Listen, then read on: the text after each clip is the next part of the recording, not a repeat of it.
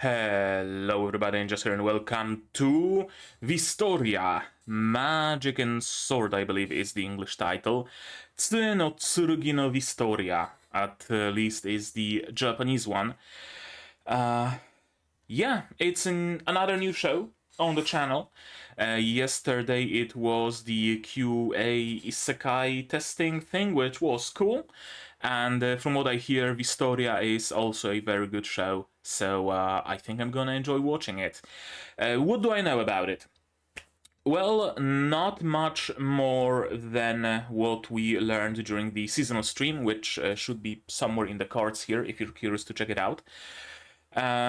It's a show about the dude who attends a magic school, I believe, but can't use magic and instead is very good with a sword. And he's kinda sort of spell sword, maybe? Or just a pure sword. Something like that, right? And I always very much liked spell swords. Every game I have a chance to play a spell sword, I play a spell sword. So any kind of show that also gives me spell sword characters, good, very good. One of the reasons I enjoyed what was it called? Seven Spellblades. Yeah, one of the reasons I enjoyed Seven Spellblades so much, and I had high hopes for Unnamed Memory, but we all know how that ended. I also know that it's made by Bamco as one of the studios. And that's basically it. That's basically it. I mean, I'm excited to watch it. I don't know much about it. I know more or less kind of what to expect from the trailer, but I have no idea where's it gonna go. It could very well go the path of Isekai Light, where it goes through all the Isekai tropes while not being an Isekai, essentially. Or it could be a very good original show. I don't know that. We'll see. And yeah, I guess that's it. No need for any longer intro. If you're new to the channel, first of all, subscribe, like the video. After you watch it, only then will you be able to know if you liked it or not. But also, you're probably unfamiliar with the episode, like thingamajig, how it's laid out. This is the intro. Usually I don't ramble so much because I talk about the previous episode and my additional thoughts. Then we go through the episode here with the timer, so prepare your own copy. I'm using the subs please version. Then we go through the same episode in the corner so that I can stop for a moment, talk for a bit longer, maybe go through some animation frame by frame, stuff like that. Also in the corner we go through the staff, through the seiyuu, through the studio, things like that. And then we end it with some closing thoughts. All of that is going to be, of course, time-stamped, and there's going to be chapters on mobile. I think they're like on the... No, I think on... YouTube changes the layout all the time. They're going to be somewhere. So, you can just jump into what interests you in particular. But... right now, I guess we should just stop talking and start watching, right? Shall we?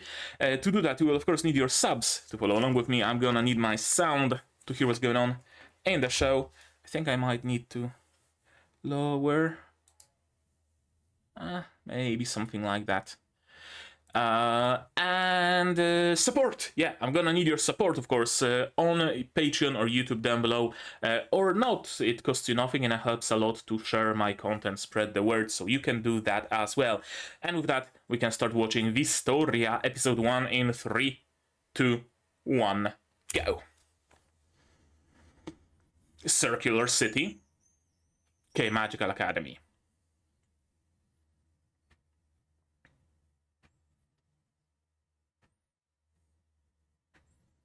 Pretty art. Pretty animations.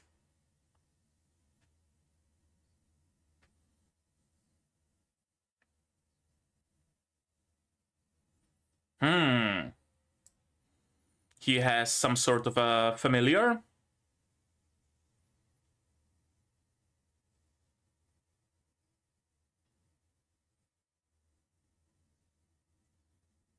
Yeah, with a sword. And seemingly no magic, although this sword art could very well be magic. I like the goggles.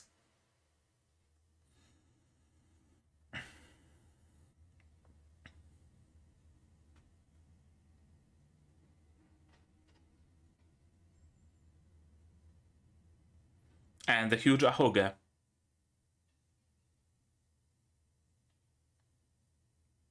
Okay, I assume the dungeon is the tower? Maybe the classic the dungeon appeared out of nowhere and the city was built around it, or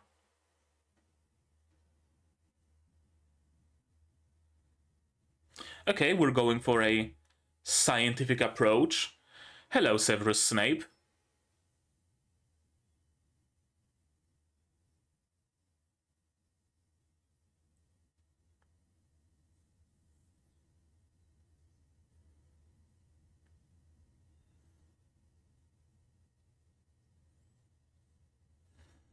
No, he's the bad teacher that doesn't like Will because Will has no magic.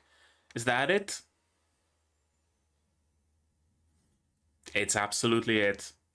We have our Harry Potter and we have our Severus Snape. And they even use wands.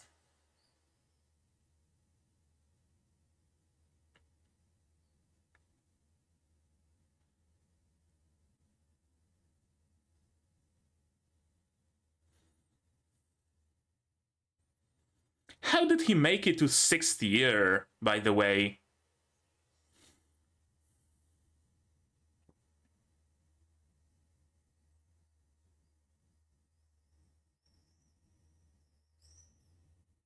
Lana. So it's like a proper noun?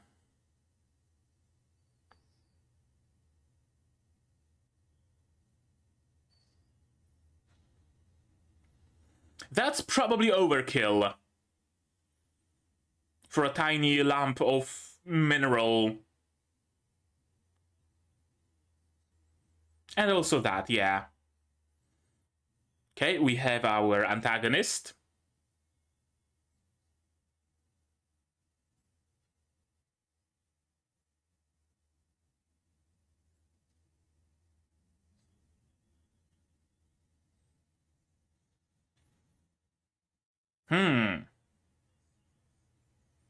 Yeah, I mean, you can make purple crystals, alright? A lot of detail on his teeth.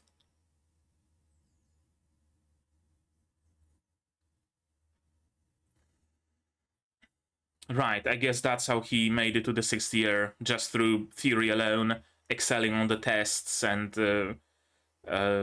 whatchamacallit, essays and stuff like that.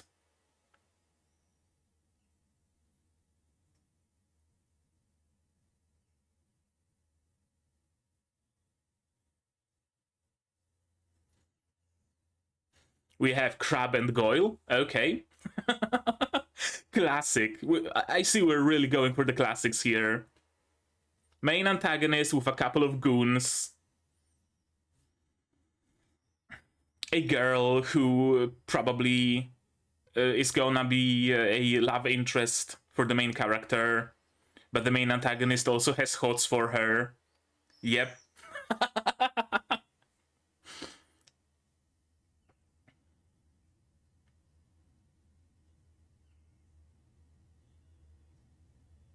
Really good animation. Magia Vander. Is it like a supreme mage or something like that? A hero, maybe? Something thereabouts? That's a CG corridor.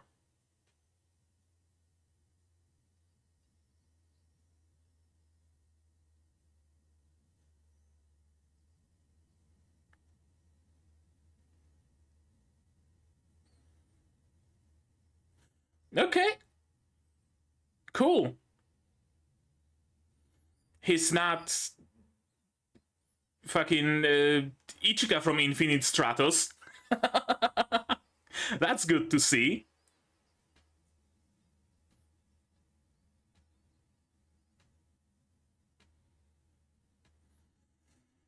Hmm.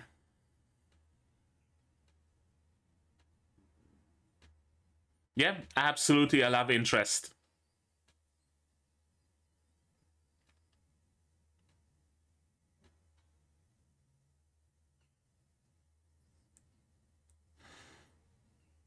Thank you for introducing yourself.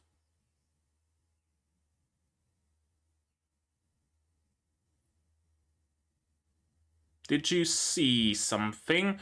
Goggles.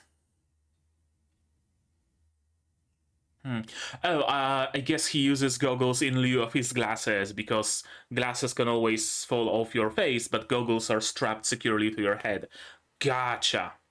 Gotcha. What do you mean?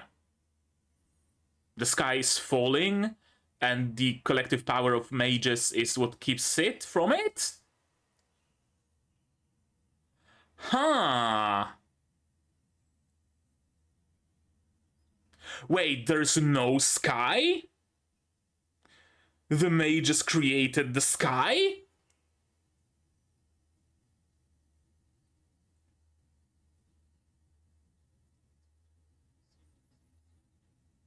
Or, okay, they, like...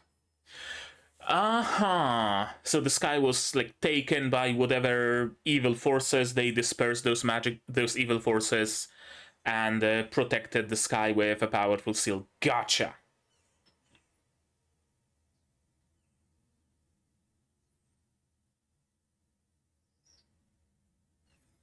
That's cool.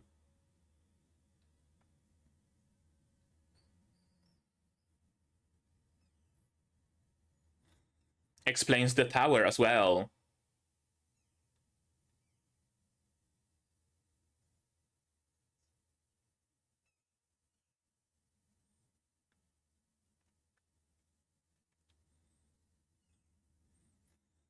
His childhood friend, right? That's her.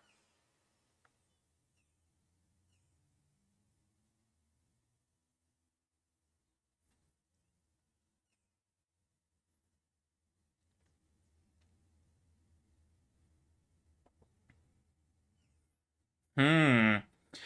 So, does the sun never set in this world? Like the mages keep it in eternal day with a fake sun? Something along those lines?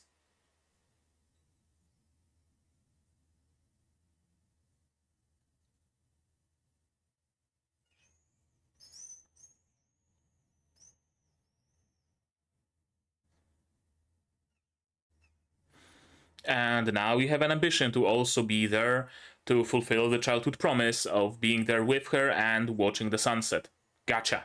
We have character motivation.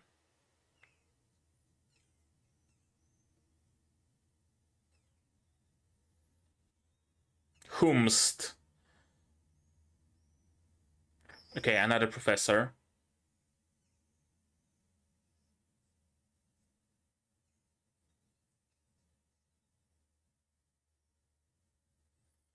Some really like over the top animation at times here. I like it.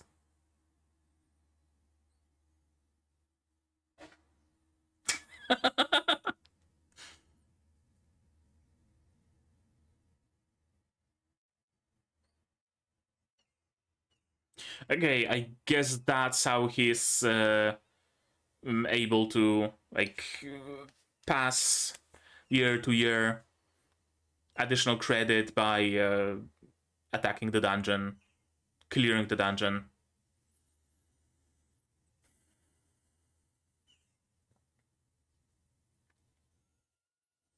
I mean, presumably, you are gonna need magic to be able to keep the sky in the sky, right? So even if you get, enough credits just by clearing the dungeon, you're still not gonna be able to hold up the sky.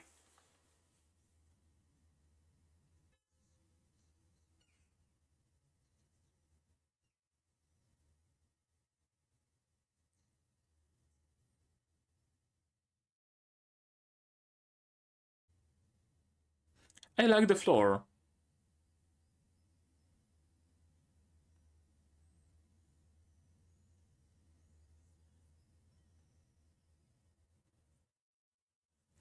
True. You know, go step by step. So, like, what? 2 more dungeon guards or whatever?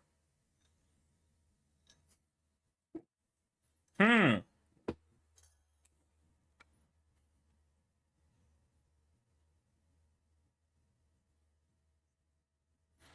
I mean, you could probably kill 2 monsters worth 2 credits each, or 4 monsters worth 1 credit each, assuming that's how it works.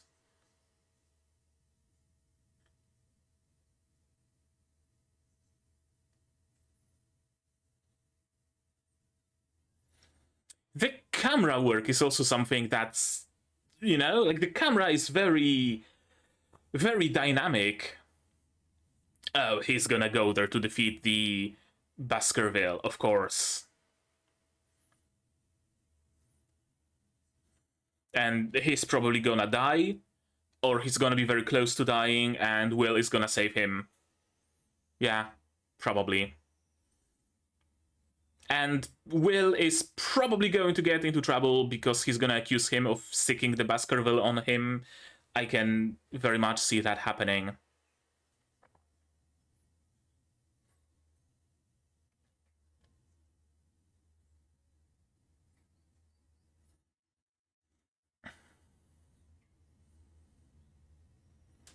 Or the Baskerville is actually gonna be eliminated. And he's gonna have to defeat some other monsters.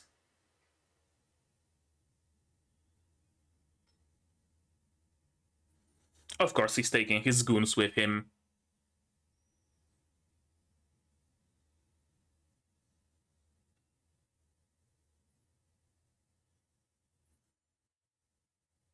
Assuming you can defeat this Baskerville thing.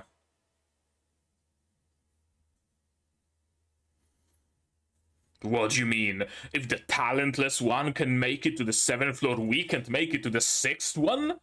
Preposterous! Yeah. He could solo the fucking Baskerville. He doesn't need you 2 goons with him, right?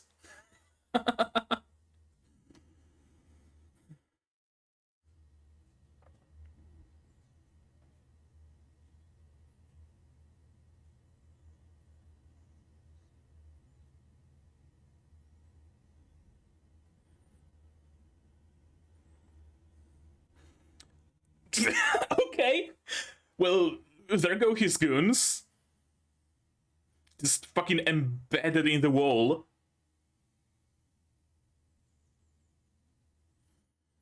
That's not a Baskerville, is it? Some sort of an ogre thing?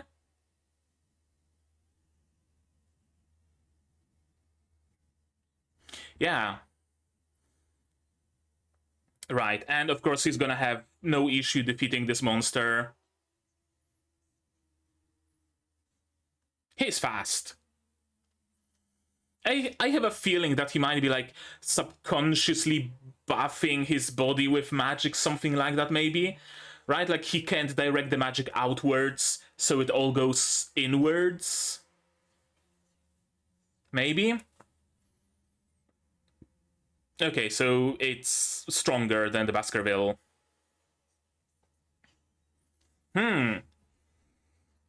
Or someone messing with the dungeon.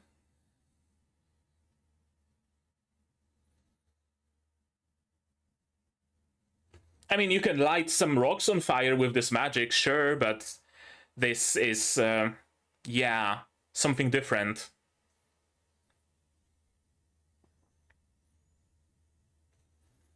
And of course, Will is gonna decide to save him. Because he's a good boy.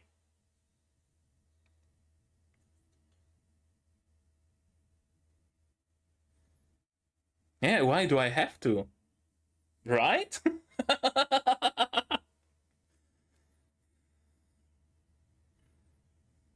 Hmm.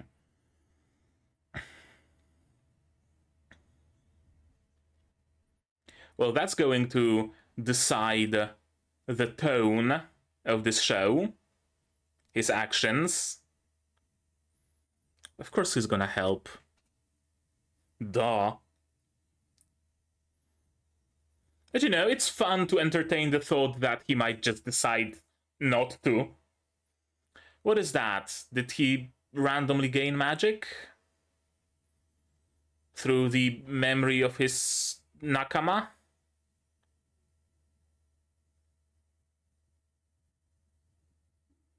Oh, so it was a gift.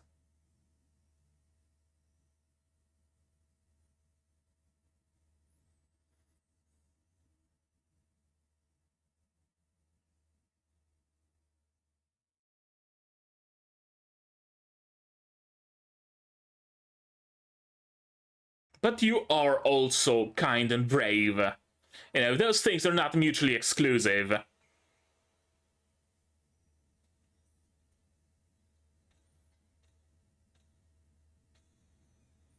Damn! Okay!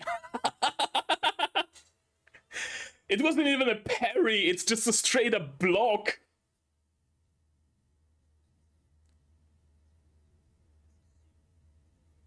Well, fuck them.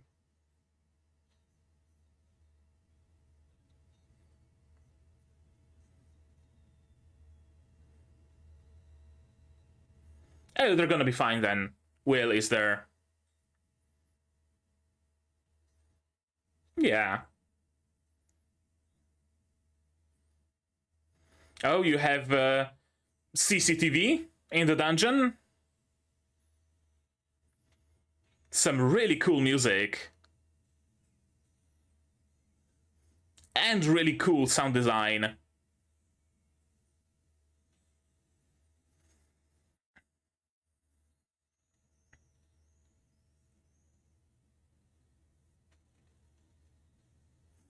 And a lot of impact frames. I like it. I really like the combat here. The flippity flop in the air. God damn.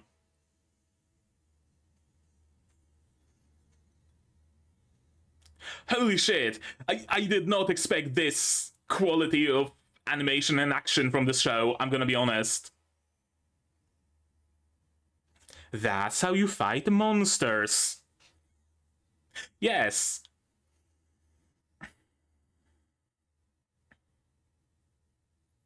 Is he being... Oh, gotcha. So it's a drone that just watches him, basically.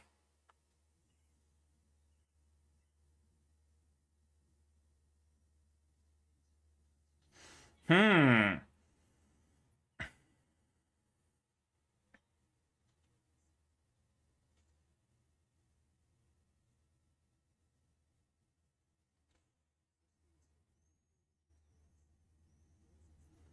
Gotcha.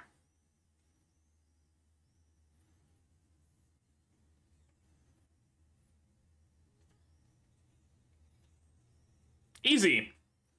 I was expecting a bit of a tougher fight from a 10-point monster. And, oh, time for a sword upgrade.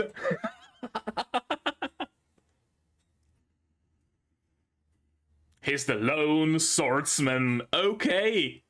I like it. Just fucking one hand wielding this shit.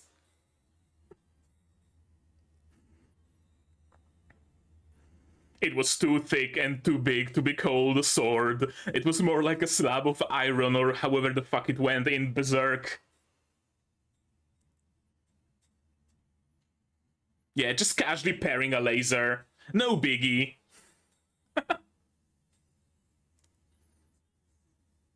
Easy.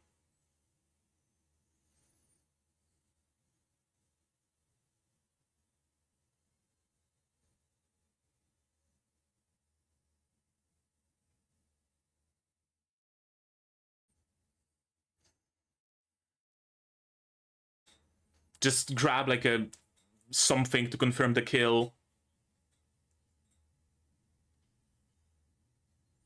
Easy there, dude. No, I mean, you've seen it yourself. Yeah. I mean, if the monsters evolved to, you know, evolved protection from magic, then they probably gave up protection from physical attacks. I mean, he did go to the 6th floor. You explicitly allowed it, right? Okay, a sword and a skull.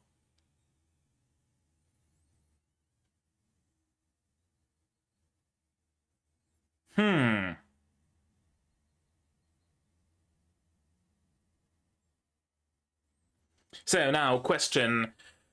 Will the redhead dude mellow out now? And potentially even join the party later on? Or will he double down?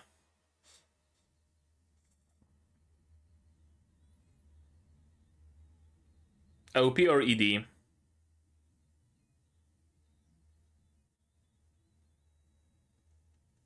ED. Okay. This was fun. This was very, very fun. Good music, good sound design. Very, like, surprisingly good animation, especially in combat. It did have a couple of moments where, well, not sliding PNGs, absolutely not. It did have some moments where of like clear budget savings, right? Like the CG corridor. But other than that, I mean, shit. If every anime had this quality of animation and art style, have all the CG corridors you want. Honestly, I don't mind it. As long as the action is animated this way, that's perfectly fine by me.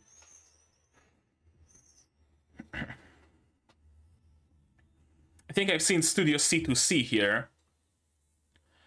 So I guess it's Bamco and C2C. Gonna have to take a look at what have they made before preview.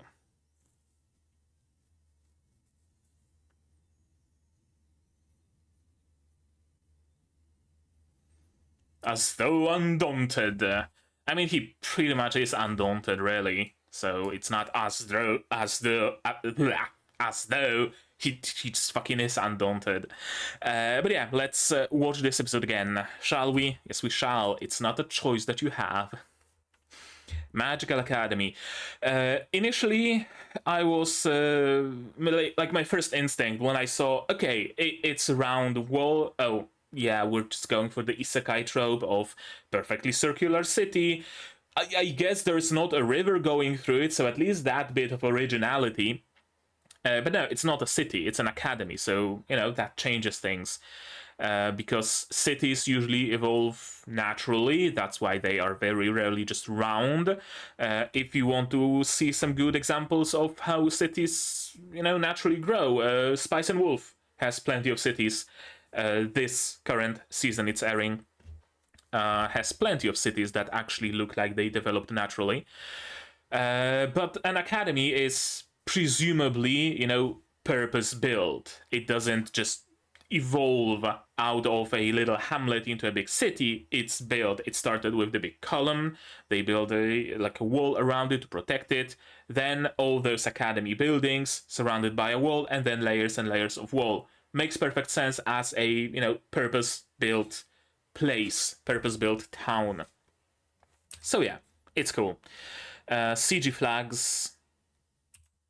Prestigious Rigarden Magic Academy. Some really, really cool animation and some really, really cool art. Very cool, like, zoom on his face, showing his eyelashes and everything. I think it's a female Seiyu.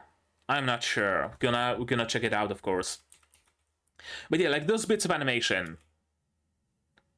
Very fluid, very, very smooth, and plenty of smears, if I'm not mistaken. Yeah, look at those smears. Look at those smear frames.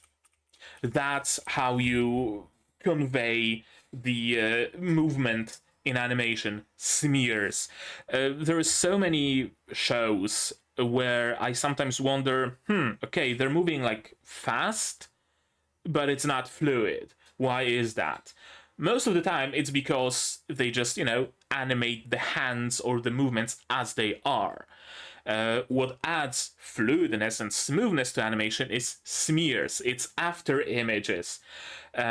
If you look at Kill la Kill, Kill la Kill has some really smooth, really dynamic movement in general. There's not a still frame in this show. If you look at it, you see plenty of frames where, for example, I don't know, Ryuko is turning her head and you see like 5 eyes because it's that in-between smear and after image. And it looks funny when you look at just this single frame because she has five eyes and 4 hands. But when you watch it in motion, it really adds that fluidness and smoothness and dynamicism to the movement. So I'm glad they actually know what they're doing, right, with those smears. Now it adds, it adds to the required effort in drawing those smears. So that's why many studios don't opt for that. But it's really nice to see that a studio does. Cool. No aptitude for magic. Talentless to advance this academy. There is a way, apparently. Fighting through the dungeon. And earning credits by killing monsters. What is the dungeon? I really like how he just constantly flip-flops in the air.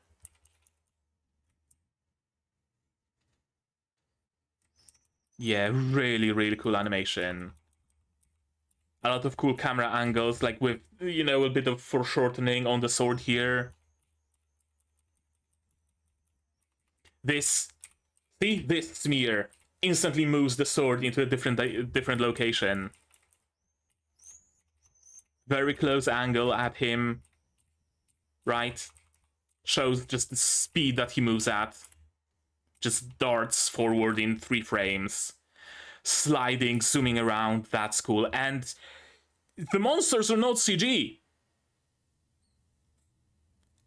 Let's take note of that. The monsters are not CG. It would be so easy to do an Arifureta here, but they did not. Is CG used here? Yes, I think I've seen a couple of rocks here being CG. The flags are CG. The one corridor was CG for... I actually don't know what reason, but the thing that matters, right? The monsters, the weapons, the characters are not. Good. That's how you do it. That's how you do it. You use CG to almost automate the menial tasks, and things that matter need impact, need connection. Superhuman strength, superhuman physique. I wonder if it's because he just channels his magic inwards. If you're unfamiliar, it's my green notebook.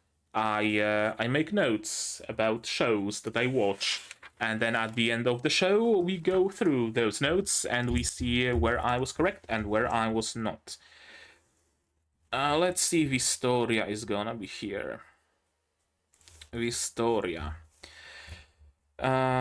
Will cannot use magic outwards, but he can channel it in words, hence his strength. It might be a bit of my personal bias talking here with this theory, though, because for the longest time I had an idea for a character. I don't know how to use that character yet. Ideally, maybe I'd write a story or maybe make a game or something like that, but I haven't gotten to doing any of that yet. But yeah, I had an idea for a character who's essentially a mage who was shunned by the family of mages because they couldn't use magic, right? They couldn't cast fireballs and shit. Their control of magic just ends at what they can, touch and control. So if they touch the table, they can set the table on fire, but they can't throw a fireball. They can explode the tip of their sword, yes, but they can't cast an exploding bolt. They can set their fists on fire, but they can't, again, cast fireball. And maybe it's just, this idea kind of shining through here that maybe that's Will, where he can't let the magic outside, but he can use it to magically boost his physique. Or maybe that's actually it. I don't know. I was suspicious of this familiar, right? Like, why is it glowing? What even is this familiar? I thought that maybe this familiar, it has something to do with Will's magic. Either it's the power of this familiar that strengthens Will, because, the glow when Will is fighting, so maybe it's channeling some strength buff or something. Maybe the familiar is something that actually sealed Will's magic, so Will is fighting, like desperately trying to tap into the reserves of magic, and that's why the gem glows, because the familiar is keeping the magic from escaping. Something like that. But apparently it's just a drone that the professor uses to observe Will. Or at least we haven't learned of any other purpose to this familiar. Yeah. Like a lone sword. Yeah, lone sword in the world of mages. The capital of magic. Okay, so we are gonna have some town around, plenty of green fields as well. Cool. So that gives us potential for some nice episodes. Oh, and there is a river running through it, so it is an isekai city. Yeah, it's gonna give us some potential to, not just spend all the time at the academy, but also, move out every now and then. Walk through the city with the love interest, or go visit a blacksmith because the sword is broken and get an upgrade, stuff like that. Good, cool. Regarding a magical academy. You can tell it's very well regarded from the name alone. Channeling a minute a minute amount of magic into the Balka ore and Agni dust. Subsequently, it's possible to catalyze a brilliant flame. Right, channeling magic into this magic shit creates sulfur. Sulfur is easy to set on fire, so it creates flame. Cool.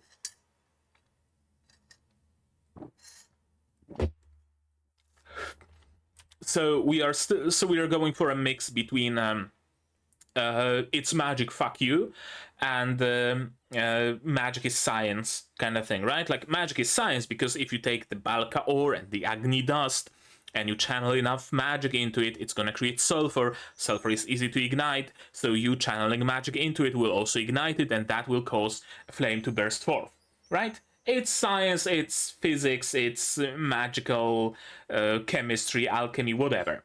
But we also have that factor of Balka ore is Balka ore, Agni dust is Agni dust. I ain't gonna explain shit. They're just magical, whatever.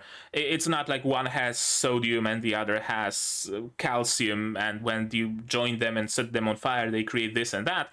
No, they're just the thing. Okay. Love interest, of course. Severus Snape. Familiar Kiki. And we see our goons and the main antagonist, the red-haired boy. Magic uses incantations and requires a focus in the form of a wand. So we get a very like immediately Harry Pottery vibes, right? They're not casting magic with their hands or with an orb or with whatever. No, they specifically have a wand, right? Wingardium Leviosa and gestures and stuff like that. And we do have incantations, though. That's interesting that they didn't opt for Flammus or something like that, but rather a full incantation. Oh, flames, heed my call and set this ore on fire. Right? Which, interestingly, also shows another weakness of magic where you need to have the time to cast an incantation. You don't need to incantate a sword, right? By the time the mage is finished saying, "Oh, almighty god of flame, please send divine flamey punishment on this enemy of mine, I swear in the name of Jesus Christ," by the time that incantation is finished, Will is already going to disembowel the enemy, because he can just wordlessly move and swing the sword and just flippity-flop in the air, and the battle is done. Another benefit, another pro for being a melee fighter.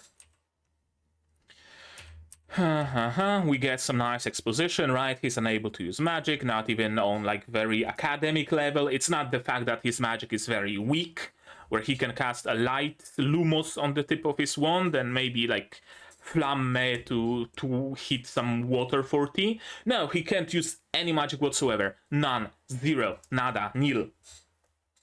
And we have our main antagonist boy, who's very much not fine with the fact that a weakling like that is attending our prestigious academy. My father will hear of it.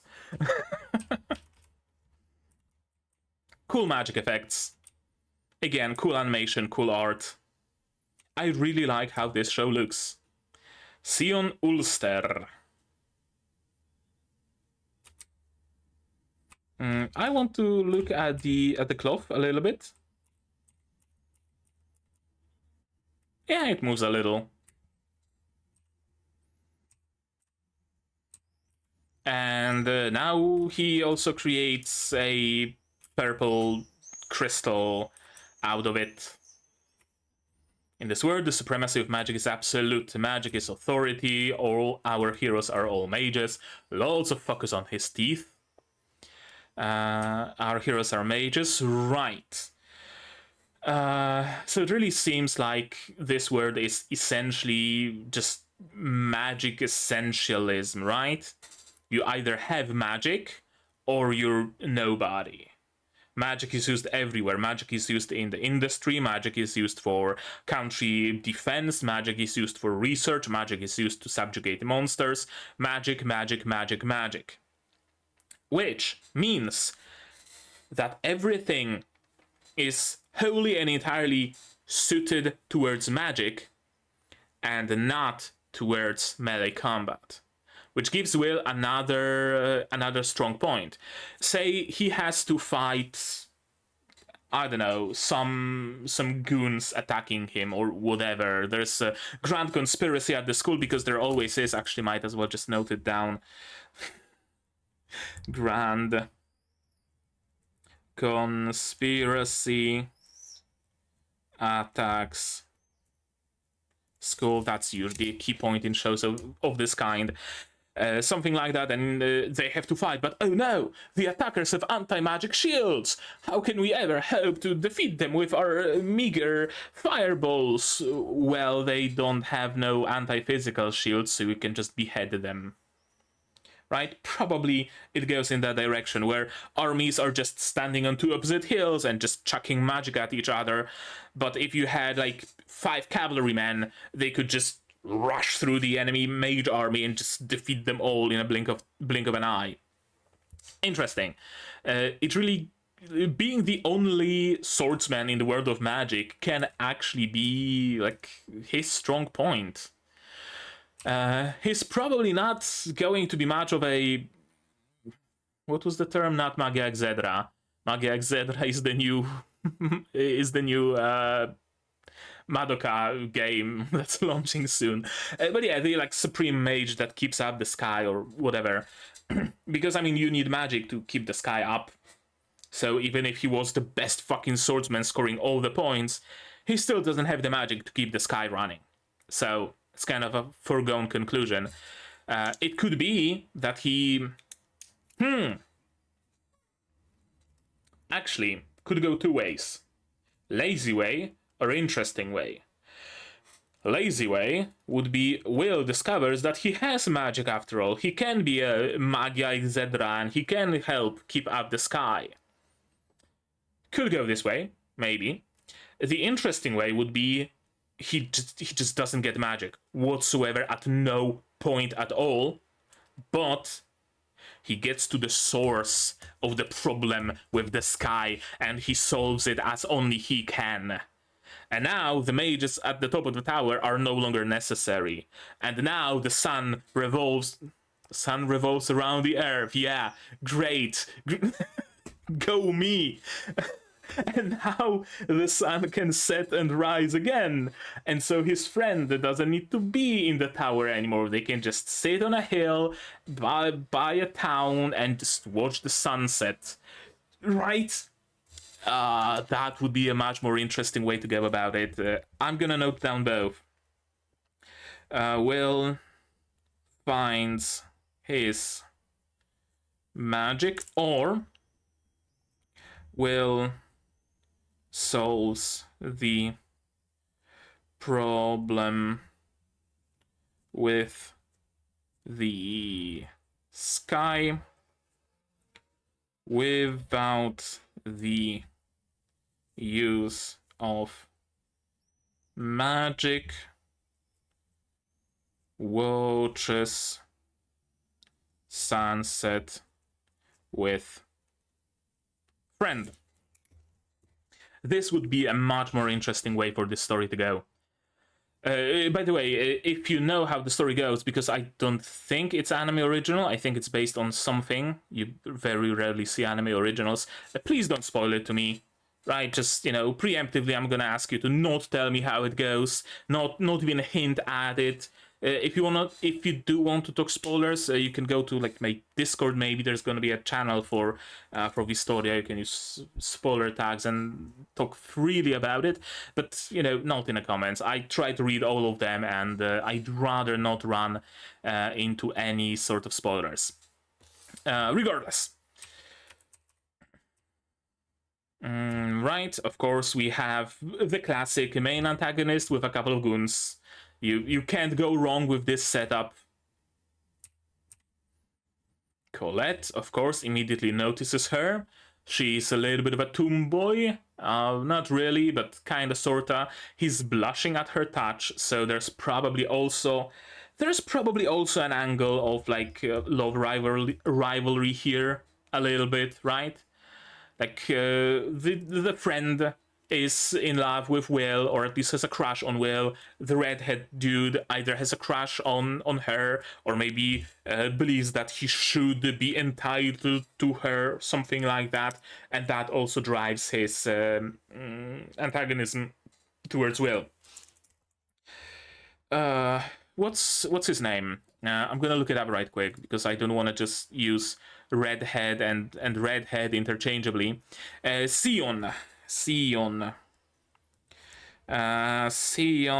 has a crush on Colette, or feels entitled to her. Yeah, probably something like that. Will is far kinder than you and works harder than anyone. I mean, that much is true, indeed. Kindness and hard work alone won't make a great mage out of anyone. Actually, he's right. He's right. They will not make a great mage out of anyone. They can make a great person. They can even make a hero. That hero will not be a mage, true, but they will still be a hero. Magia Wander, yeah, that's the term here. Dream beyond dreams.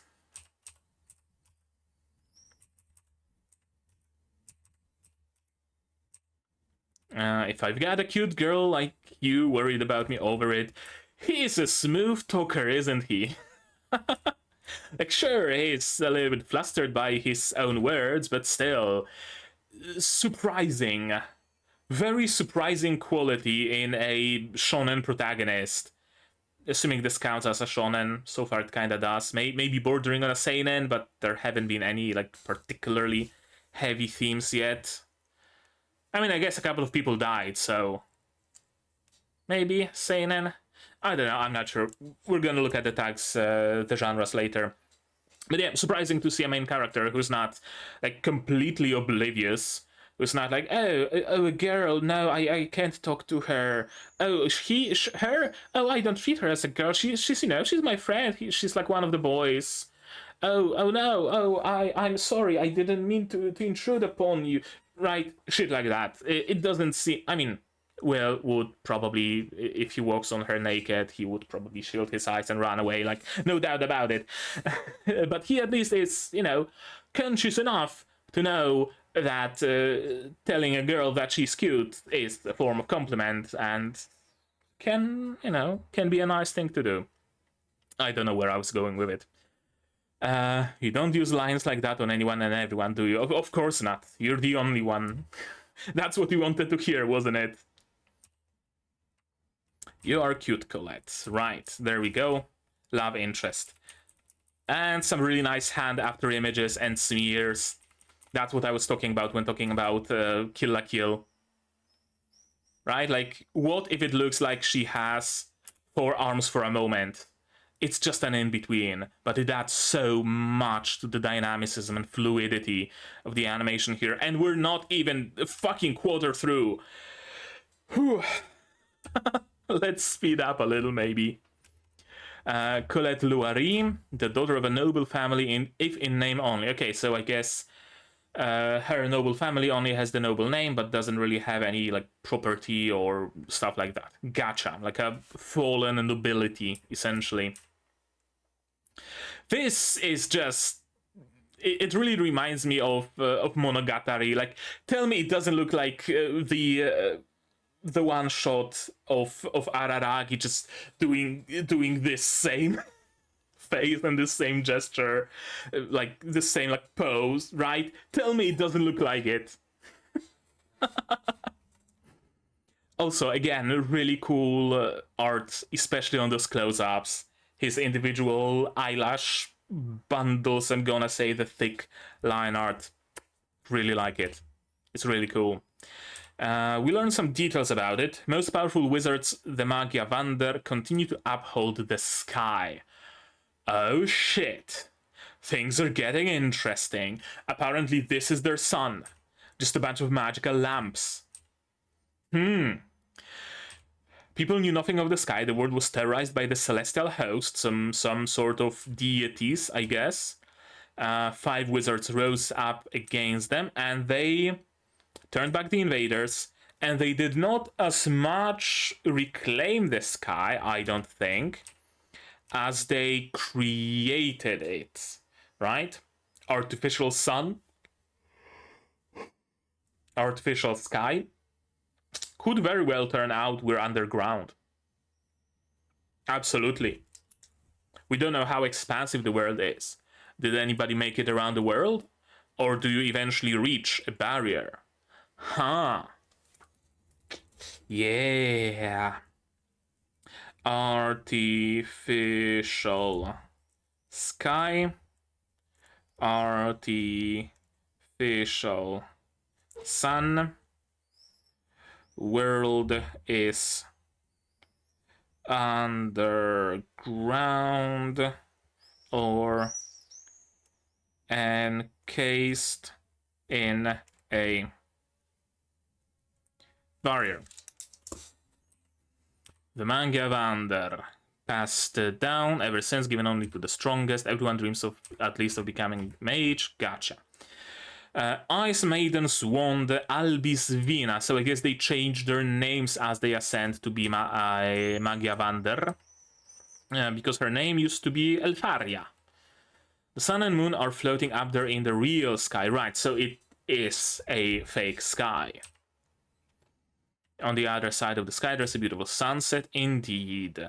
So it used to be that they knew about it, and then someone took the sky away from them? Maybe. This dude looks an awful lot like Will, by the way, complete with the sword and the scruffy hair, just missing... I mean, he does have the ahoge, but a fair bit smaller. If you get as close as we can to the sky at the top of the tower, maybe we can see the sunset. Probably not, assuming the entirety of the sky is artificial. But still. And of course, a promise. Promise, and she managed to rise up the tower, but you did not. Very cool shot here. Very, very cool. Actually, you know what? I might use it for the thumbnail. No, I did not want to mute it. Just give me a moment. Yep, turn off the subs. Grab a screenshot. Fucking saved. There we go. So I'm immediately reminded of Kaiju Hachigo, with Kafka also making a childhood promise with Mina that, oh, we will rise again to fight against the Kaiju, but then he did not. She did rise to the rank of like a big boss, but he did not, and now he's striving to stand by her side, stuff like that. Very similar, but also gives Will a motivation bigger than just, I want to be a mage, right?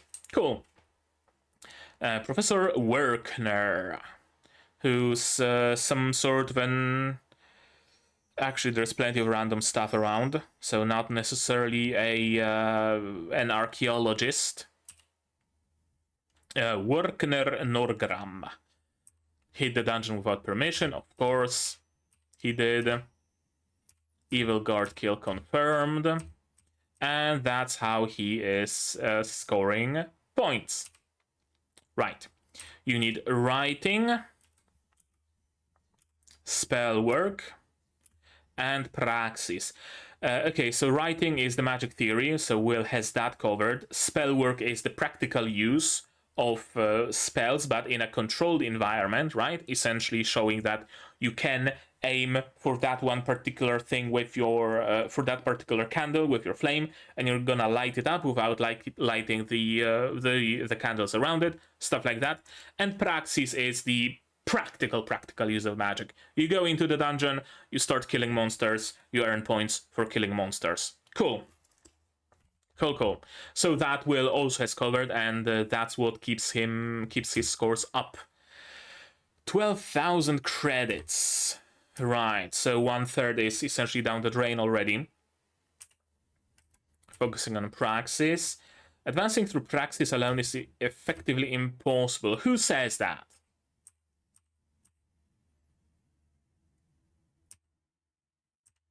Yeah, he's missing some points. And we can defeat a monster in the dungeon. Cool. Yeah, this was entirely predictable that he's gonna go there and he's just gonna fail.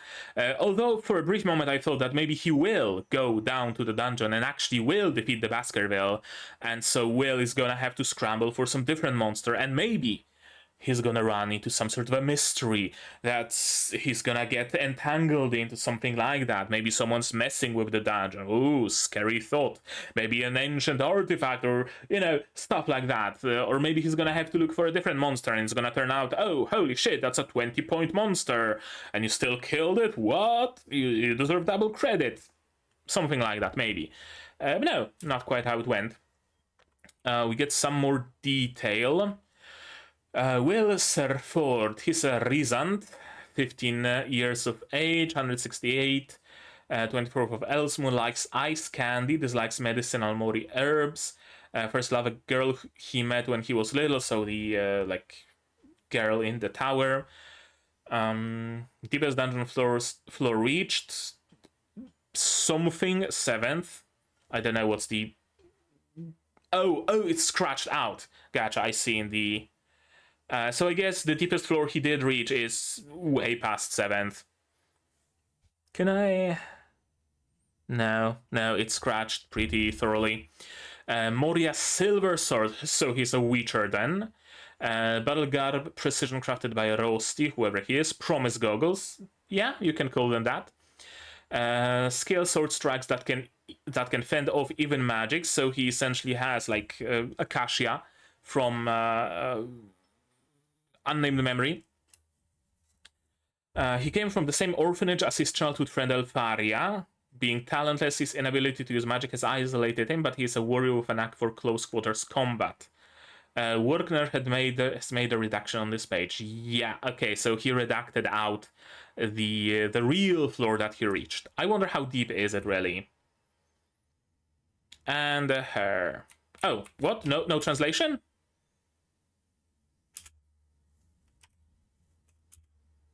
We get details on him. No translation. Shit. Well, that sucks. I guess we can... Yeah, she's also 15. Deepest... I'm assuming that's the deepest floor dungeon that she reached is 37. Wouldn't surprise me if Will also reached 37 together with her. And maybe she only got the title thanks to him. Actually, Elfaria went to floor 37 with Will. She's a... I'm just gonna say top mage. Top mage. Thanks to his help. There. Probably. It's a big wand, a big staff rather, by the way. So I guess you don't necessarily need a wand. You can use a staff or whatever other kind of focus. But in an academic setting, I guess it's easiest to just have a wand. So there is nighttime, but I'm assuming it's like artificially induced, right? They slowly keep turning off the lamps in the sky, and when all of them are out, it's nighttime. And then in the morning, they start turning them on section by section. Floor 6. Yeah, flame breath.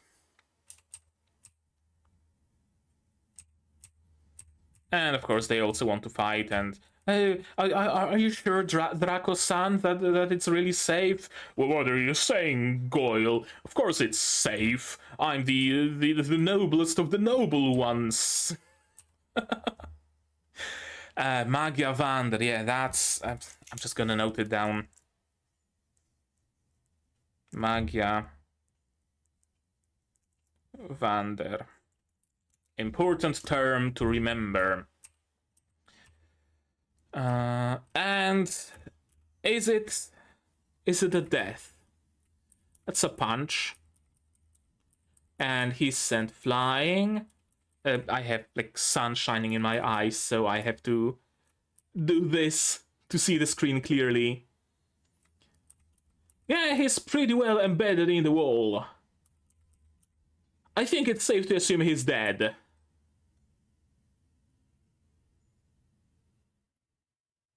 Yeah, lots of blood. Big bad monster. And again, the animation here, the smears, the close-up on his face. I really, really like how this show looks, how it presents itself.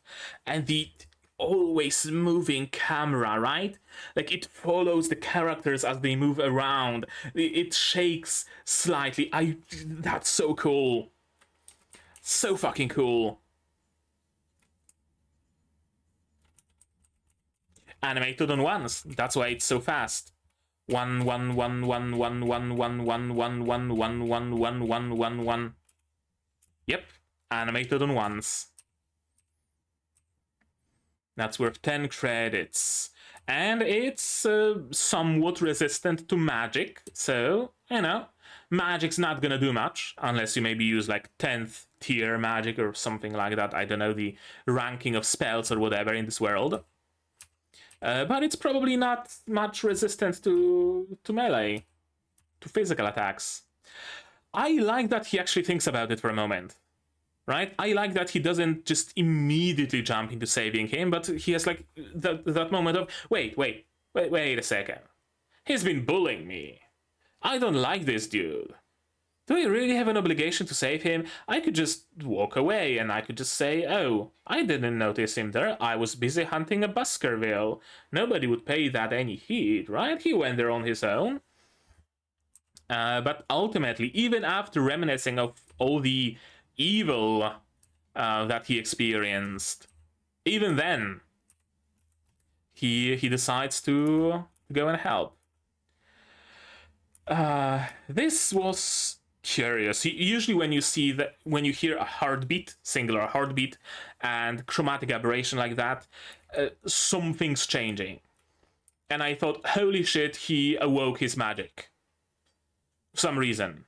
The memories, the memory of his childhood friend, his magic has awoken. Maybe it was like conditionally sealed or something like that. No, thankfully not. Thankfully the fuck not. Like, I was afraid that he's just going to awaken his magic and it's gonna turn out that he's the strongest mage that's ever lived. Holy shit, it was sealed in him all this time.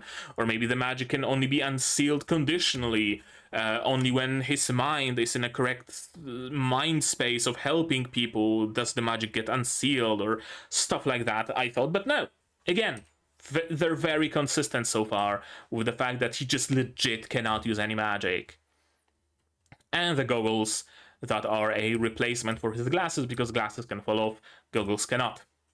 To be worthy of you, and easy block. Again, not even a parry. Not even deflecting this attack, just straight up block. And not even close to the crossguard, just with almost the tip of the blade. Just how strong is he? I will become like a lone sword. Title drop. They went to the 6th floor. Yeah, no biggie. Will is there. That's not gonna be a problem. And I have CCTV. Another that like rotating, panning, spinning shot. And that connects to the familiar.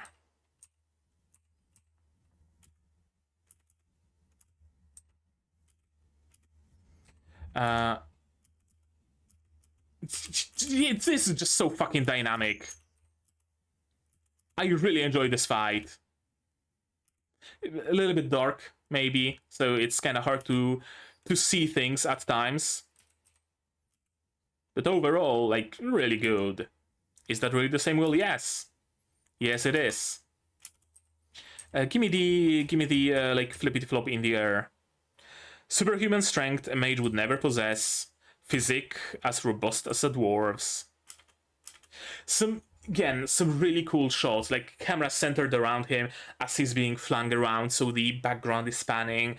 Earlier we also had that bit of camera just centered on him as he's doing all sorts of wild stuff. Again, really cool animation, really cool art. Is that the flippity flop? No, not this one, but it's also a flop in the air. Easy. Yeah, I really like the use of smears here and the use of not many after images, but smears. That's such a cool shot. In this world full of magic, he is a lone warrior, or whatever you say. And just fucking one-hands it. How does it not just topple him over?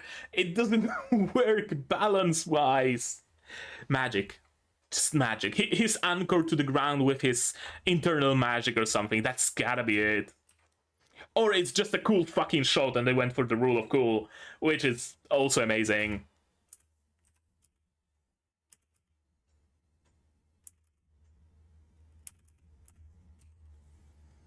Just casually deflecting a laser. And a clean cut. Easy job. I really thought that he might actually get humbled a little bit. But no. He's just doubling down. He's just gonna double down.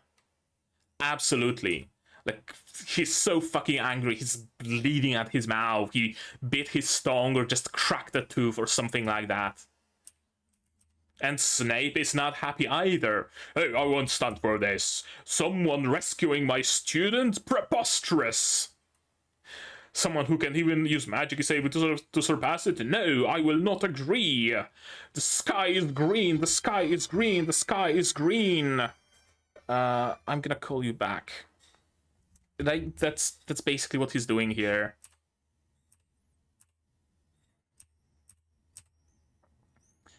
Uh, 10 credits. There we go. Easy job. The boy who would turn the world on its head. Presumably he's gonna restore the sky? Maybe something like that? We'll see. Wistoria. Good ending song, as the Undaunted probably is gonna be. So we gonna now take a look at the oh no, what's going on here? There we go. Yeah, at the stuff and stuff. But I'm gonna take a bit of a pause and I'm gonna call back whoever called me. Right? Well, the number cannot be reached, so whatever. It's either a spam or they're gonna call me back. There we go. There. Okay. So the source is a manga, after all. Is there a light novel? Actually, is the manga based on a light novel? Or is it just... no, it's just a manga. Gotcha. Still releasing ever since 2020. Very quick adaptation then, if it actually started in 2020. Okay, what did I want to see? Studios Actas and Bamco. So I guess C2C was mentioned in the credits. Why? I don't know. Producers TBS Kodansha, Bamco Crunchyroll, Bamco Music Live, based on a manga. Wistoria Action Adventure Fantasy, of course. Swordplay, Male Protagonist, Magic School, Bullying Dungeon. Everything checks out here. Right. Let's start with the with Studio Actas. What have they made? Girls und Panzer, new one, or rather an OVA this year. But also, Girls und Panzer in general, it seems. Also Princess Principal. I'm gonna have to finish Crown Handler. Yeah, I'm really gonna have to finish Crown Handler. I'm gonna call you the fuck back. You had your chance. Yeah. Girls und Panzer mostly. And some older shows. Of course. Next we have Studio Bamco Pictures, who's making Gintama. And mostly Gintama and Monogatari. No, sorry, Mononogatari. That's not the Monogatari that I thought. It has one more no in it. Aikatsu, Gintama, Battle Spirits, more Aikatsu, more Gintama. So again, mostly Gintama and some idol adjacent shows, it seems. And Tiger and Bunny. Yeah, that's it. I guess this show maybe feels kind of sort of like Princess Principal at times, visually. Barely, but maybe.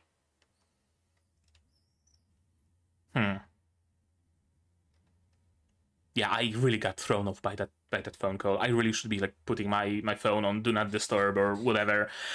But yeah, in any case, those are the studios, Bamco and the other one. Let's go through the staff now, shall we? There is a lot of stuff. Like a lot of stuff listed. We're of course not gonna go through everybody with this amount of people, but we're gonna go through the most important people, at least. Fujino Omori and Toshi Aoi, original story and original character design. Fujino Omori, what else did he make? Original story for some Danmachi. Yeah, for some Danmachi, for more Danmachi, and more Danmachi. Is it the author of Danmachi? It is the author of Danmachi. Yep. Okay, so this is a manga from the author of Danmachi. Then, right? Yeah, Wistoria, there we go. Which, again, makes sense that he's also listed as original story on Danmachi shows. And Toshi Aoi, only original character in Wistoria, and illustration for a single chapter of Bakemonogatari. What other people do we have here? Director, of course, I would like to see. Character designer, art director, absolutely. Yeah, let's stick to those three. Tatsuya Yoshihira, director here. Key animation on some episodes of Frieren. Key animation on Precon. Action director on Chainsaw Man. Okay. And the director here. Good. We can expect some good action then.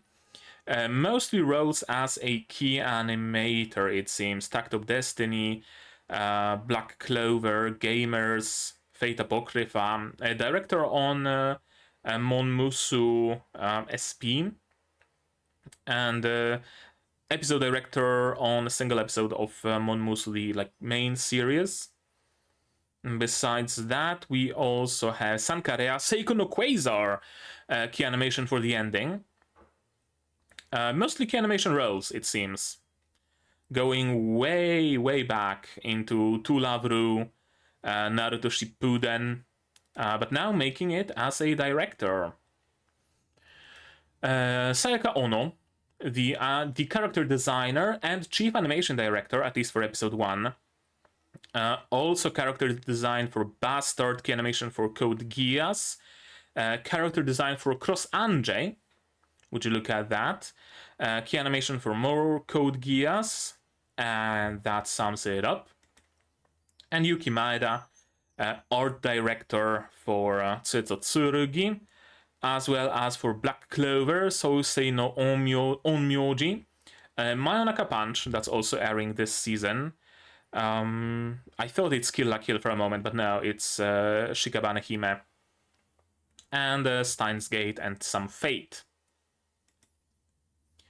Next, who else would I like to see? Yeah, Siege direction, music producer, and sound direction. Absolutely, sound was really good in this show so far. Yasuhito Abe, in between animation for Genjutsu no Yohane, CG director for Witch from Mercury. So we can expect decent CG then. Yuki Hayashi is making music here, also for Boku no Hero Academia, also for Shaman King, for Arc Knights. Interesting. For some sports anime, more Boku no Hero, for Precure music. Cool. More BNHA. And music for Bloodlad. Well, it's been a hot minute since I've heard of Bloodlad. Yamato Sogo, music producer only here. Hiroto Morishita, sound director for this show, as well as for other fantasy shows this season, it seems, and the VTuber one as well. Saiheto no Paladin, sound direction. High School Fleet, that's the, Azure Lane or Cancol spin-off? Probably. Or maybe not, maybe I'm completely mistaken. Higurashi, and Monmusu, again, and other shows. Blade and Soul, oh, that's a blast from the past. It's an anime that later had a game. I played the game briefly. The anime was actually decent. The game, can't remember much from it. It's just, typical Asian MMO for the most part. Mizuki Shiratori, music here also for Hibike Euphonium and advertising for Hibike Euphonium. And then music director in Wistoria. Interesting career path. Animation. Producers? No, I'm more interested in key animation here. And art design. Absolutely. Art is really, really good in this episode. Art design, Ryota Fukai. Black Clover Oshinoko. Ryosuke Suzuki Oshinoko, Hitomi Ito Oshinoko, and Binda Jin only Wistoria. Script, and we already went through it. Yeah. Tatsuya Yoshihara, right, he's the director, so we already checked him out. Animation direction. Yes, and key animation. That's a lot. Holy shit, that's a lot of key animation. Yeah, I don't think we're gonna go through all the key animators here. I'm sorry, but there's just so many of them. Same goes for in-betweens.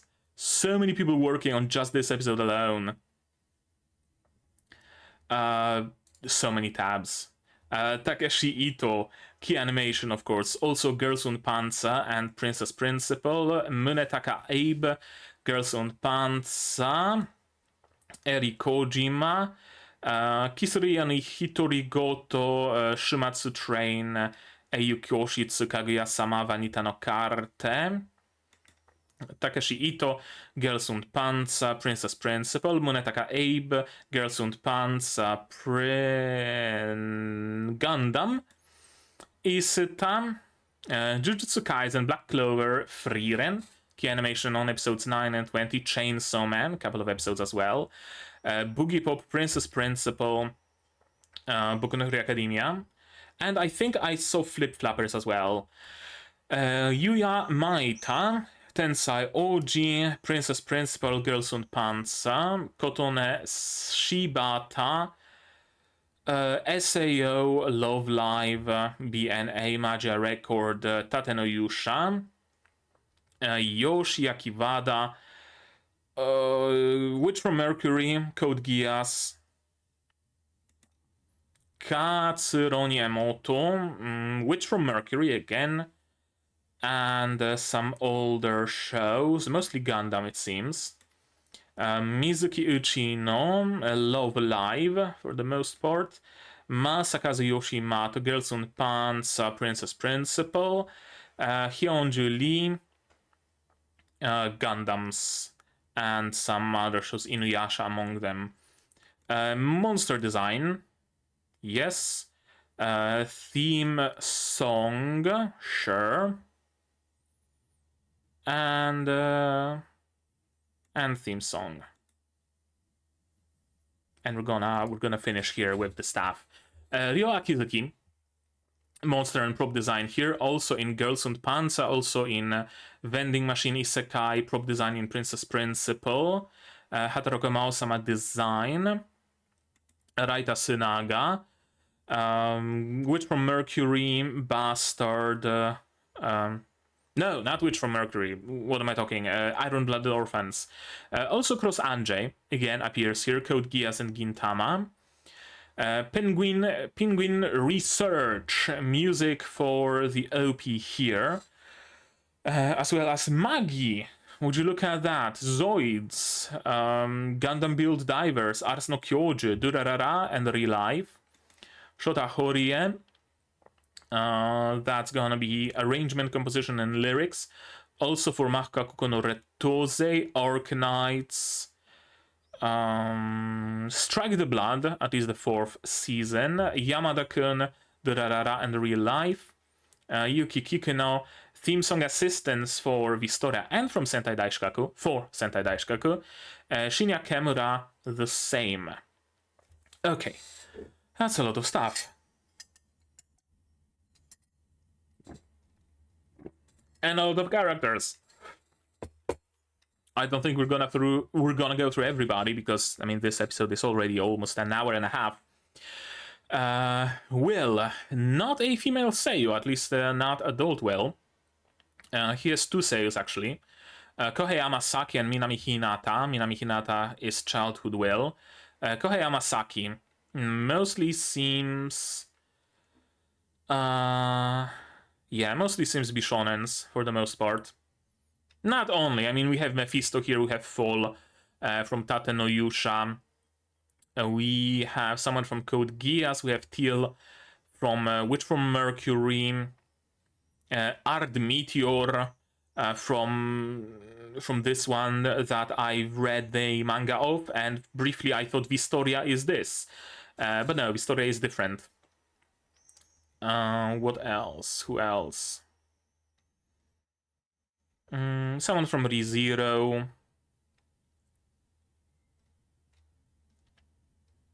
And nobody else that would jump out at me. And Minami Hinata as childhood Will, and also Boji from Osama Ranking. And not that many other people. And next we have Elfaria and Colette. Elfaria voiced by Akira Sekine, who also voices Mei in Oshinoko, someone in Butchigiri, Margaret in Sugar Apple Fairy Tale, Princess in Princess Principal, and who else? A lot of stuff from Princess Principal, I noticed. Princess Principal and Girls on Panza. Satomi Amano, the voice of Colette, and also the voice of Rena from Shumatsu no Harem, I guess, though I haven't seen it. Misana from Kuma Kuma Bear, and that's it. Then we have Sion Kicking, Edward Rosti, whoever he is, doesn't have a name, and Workner. Let's check them out first. Masaki Mizunaka, the voice of Sion, as well as Louis from Tensura, Keisuke from Tokyo Revengers, Gleipnir from this one with the whatever it was. I recognize the anime, I don't recognize what it was about. Who else is there that I would recognize? Ryo from Kengan Ashura, Yosuke from Seishun Butayaro, Aoi Inase, the voice of Kiki, as well as the voice of I guess Yodo from Boruto. I don't recognize any other people here. Koji Yusa, the voice of Edward, and also the voice of Antonio from Saihate no Paladin. Also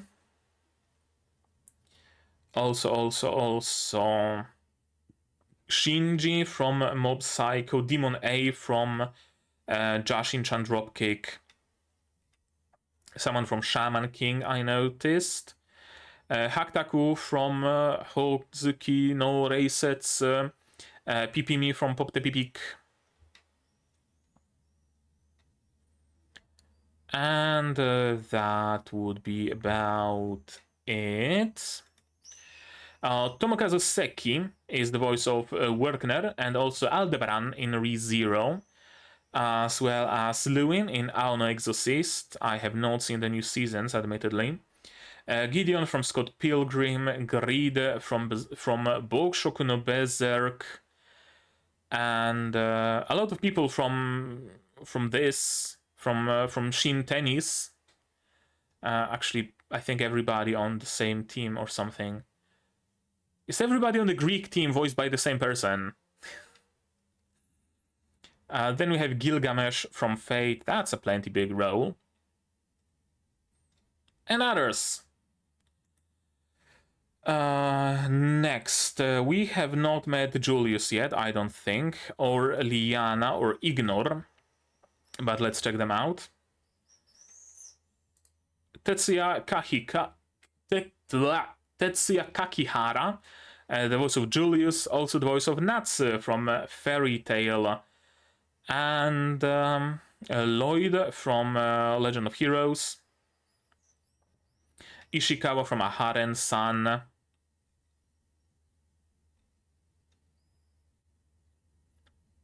Jazz from Marishimashita Iruma-kun, someone from Ensemble Stars. That'll do. Lin is voicing Liana, also voicing Lilia from Mushoku Tensei, and Therese in Remonster. Anybody that I would recognize in particular? Miorin! Oh, she's voicing Mio from Witch from Mercury. Interesting, I'm looking forward to meeting her then. Hibana from Enen no Shobutai.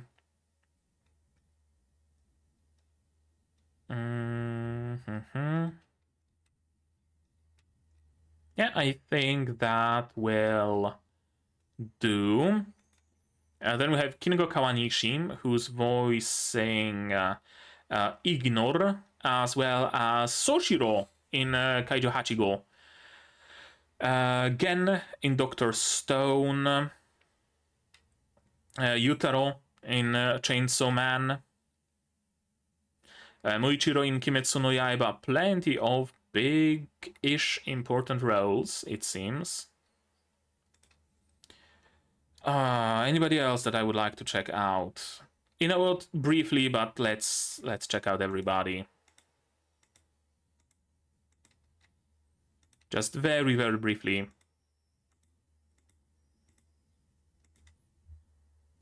Rumi Okubo, who's voicing Iris X Stelmaris, also is voicing Mutsuki, and I'm glad I checked that out because I fucking love Mutsuki's voice in Blue Archive the animation.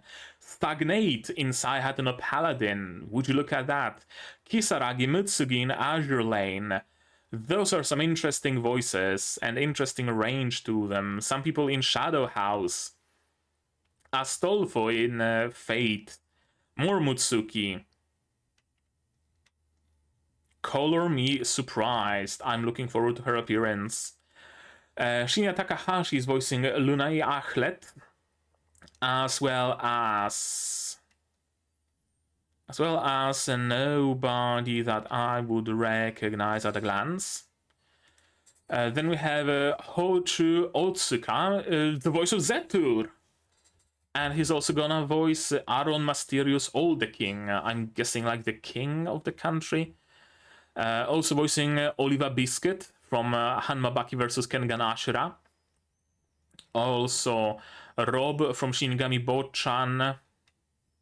Enrico Forgieri in Nanatsu no Makengashi Haisuru. Yep, I'm looking forward to his role as well. I really like his voice. Yeah, I really like him as a voice actor. Atsushi Tamare, who's voicing Yorua. Or Jorua, or however you say it. Also voicing Miki Hiko from Makakoko no Retose. Also voicing not many other people I would recognize. Reika Suzuki voicing Cauldron in Wistoria, also voicing Goldvine, Shaman King, and mostly just old ladies, it seems. Jun Fukuyama, the voice of Kariot. Lelouch, the voice actor of Lelouch, and Lloyd is gonna be voicing a background character. Interesting choice. Kraft from Spice and Wolf, the new one at least. I don't know who voiced Kraft in the old one. This dude from the one with the cat. The vending machine in Vending Machine Isekai. Plenty of roles, it seems, and plenty of big ones as well. Makoto Furukawa, the voice of Saitama. Also the voice of Teo, of course, in Wistoria. As well as Benimaru in Tensura. Haro in Witch from Mercury. And Miyuki from Kaguya-sama. And other people I don't necessarily recognize. Sora Amamiya, the voice of Elnor in Wistoria, as well as Elizabeth in Nanatsu no Taizai. Honoka in Makakoko no Retose. And anybody else I would know. Illustrious from Azure Lane. Saori from Zone 100. Brief as her appearance was. Nazuna in Yofukashi no Uta. Okay. Alrighty then. I'm looking forward to her as well then. If it's Nazuna's voice. Then we have Aki Otsuka, who's voicing Logwell in Wistoria, as well as Visage in Shangri-La Frontier. Yujiro Hanma from Hanma Baki. All for One in Boku no Hero Academia. Again, plenty of big roles. Big roles. It seems. Thorkel in Vinland Saga. Damn. The secondary characters have a stacked, very stacked voice actor lineup. Liril is voiced by Tomohiro Ono, who's also voicing Nobody I would recognize. Kazuki Ura is voicing who in Wistoria? Where is it? Where is Wistoria? Where the fuck is Wistoria? Yeah, Gordon. He's voicing Gordon in Wistoria, and voicing some other people I have no recollection of. Mutsumi Tamura, voice of narrator, and also voice of Tae in Kaiju Hachigo, Beelzebub in Sandland, Alice in Mahotsukai no Yome, and plenty of other people. Kobayashi from Kobayashi's Dragon Maid, Hiromichi Tezuka, the voice of plenty of secondary roles, seemingly. Seito, whoever that is, in Wistoria. Senshi Gorira in Frieren. Also, Bart and Randall in Sword Sekai. Also, other people. I'm Raftalia's father in Tate no Yusha. And other people I'm not entirely unfamiliar with. Yoga in Gate, I guess. And that's it. Phew. Oh, that was a lot of stuff to go through, wasn't it? But yeah, very, very good first episode. Very good premiere for this show. I really enjoyed it thoroughly.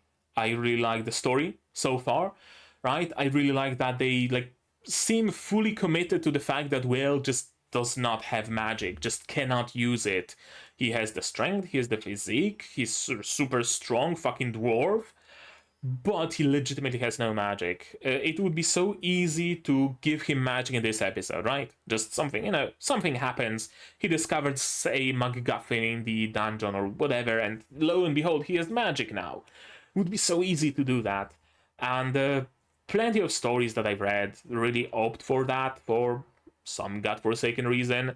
The worst example probably being Isekai Walking, where the whole gimmick is that the main character is walking, his skill is walking, and it could have been taken in so many cool directions, right? Like invulnerability while walking, increased damage while walking, stuff like that. But no.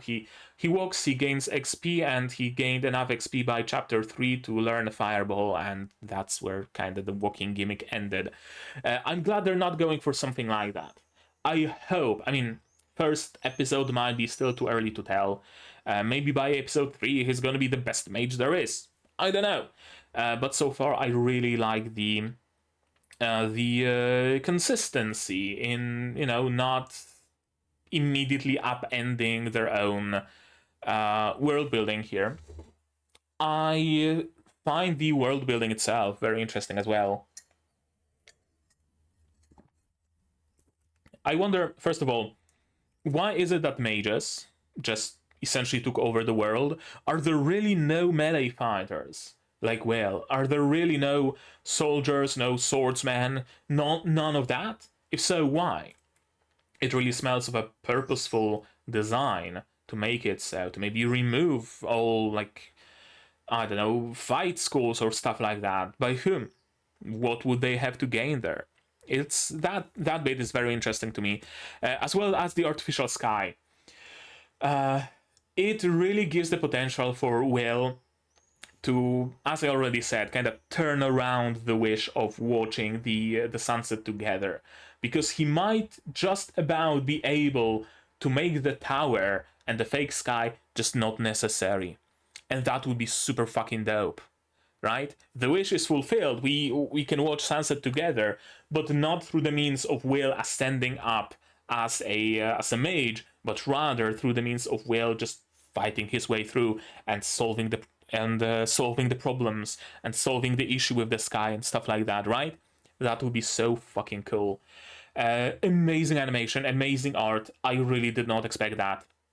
I expected this show to be around the quality of 7 Spellblades, let's say, or any other moderately competent seasonal isekai, right? Like good animation, not like sliding PNGs and still frames, but nothing to particularly write home about. But I got so much more than I bargained for. The animation and the art are really just surprisingly good. The use of smears, the like dynamic movement everywhere, kind of hampered by just how dark those scenes tend to be, but still very, very good. Really enjoyed my time watching it, and I'm gonna be waiting with bated breath for more, for sure. So far, tentatively, probably the best anime of the season that I've seen. But again, it's only episode 1, so we'll see how it goes. Hopefully it goes in this very direction and doesn't just drop off, but who can tell, right? Who can tell? I gotta check one more thing, though. We don't know how many episodes it is.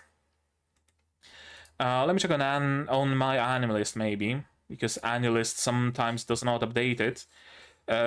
We don't have the number of episodes confirmed anywhere. Okay, interesting. Could be 12, could be 24. I probably would not expect a long-running series like in the 40s, or just plainly long-running, not with this production quality. My bet is 13 episodes. We'll see though.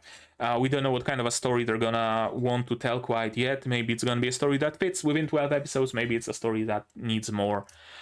Maybe it's gonna be another split core. They really like doing like split cores recently, right? Kaijo Hachigo, Shangri-La Frontier, Frieren, arguably, right? All those shows are essentially split core. But yeah.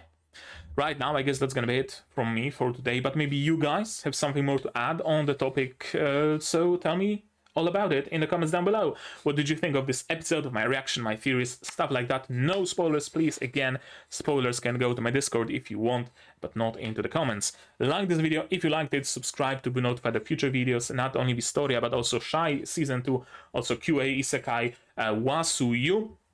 Click the bell to be notified when I go of when they go live and when I go live, because I stream sometimes.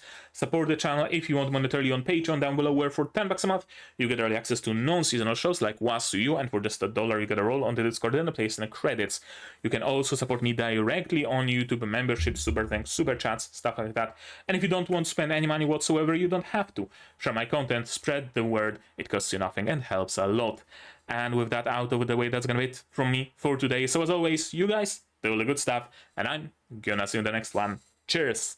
And here's my wonderful Patreons: QB, Without a Nedze, Reine, Yukiala, Ishtamu, Dr. Fredrik Jung, Akumancer, Marsh, Fassel, and Hans Peter. And you can join them if you want without having to have any magic.